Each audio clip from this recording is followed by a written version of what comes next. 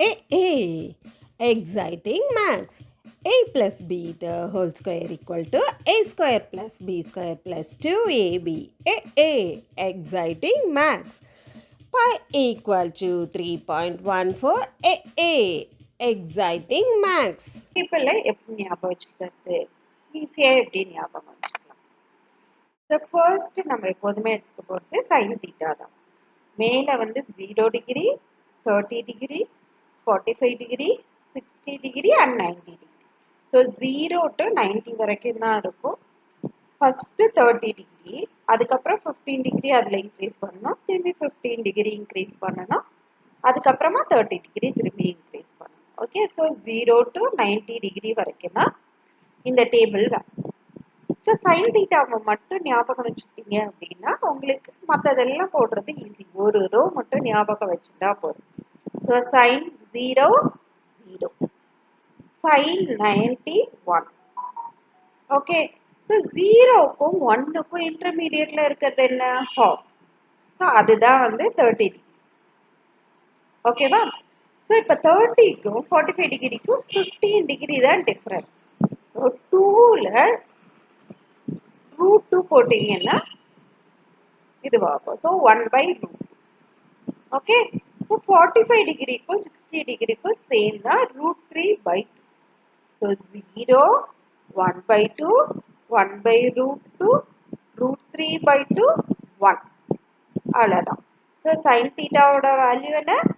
0, 1/2, 1/√2, √3/2, 1. So 30க்கும் 60க்கும் /2 வரும். 45 டிகிரிலையும் 2 தான் வரும், பட் ரூட்ல 2 வரும். 60 டிகிரியில மட்டும் √3 வரும். மற்றதெல்லாம் ஒன்றும் பிரச்சனை இல்லை. ஸோ 0, 1/2, இங்கே 2க்கு பதில் √2 வரும், இங்கே சேம் அகைன் 2 தான் வரும். மேலே 1 1 தான் வரப்போகுது, இதில் மட்டும் √3 வரும். ஓகேவா? ஸோ இதை மட்டும் ஞாபகம் வச்சுருந்தாலே நம்மளுக்கு போதும். அதுக்கப்புறம் மற்றதெல்லாம் நம்ம ஈஸியாக எழுதலாம். ஸோ காஸ் தீட்டாக்கு அப்படியே ரிவர்ஸ் 1 to 0 வரும். ஸோ சைன் 90யோடது காஸ் 0ல வரும், சைன் 60யோடது காஸ் 30ல வரும். ஸோ 45 டிகிரியில் ரெண்டுமே மீட் ஆகிறதுனால ஒரே வேல்யூ தான் வரும்.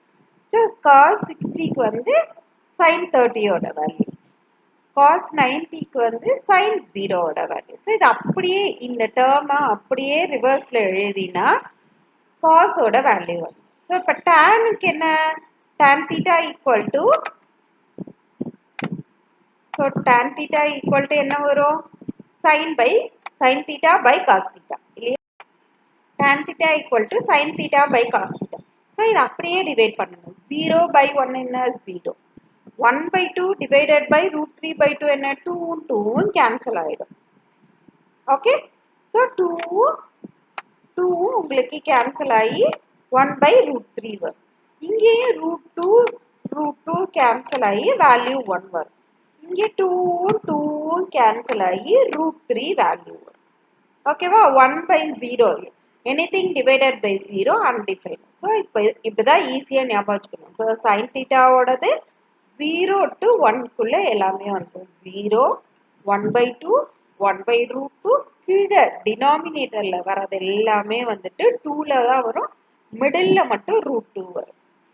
நியூமரேட்டர்ல வரதெல்லாம் வந்து 1 1 √3.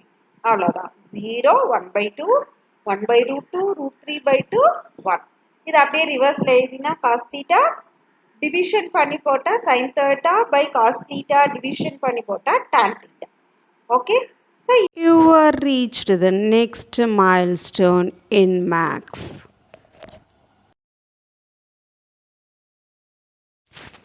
I am waiting for you to upgrade more.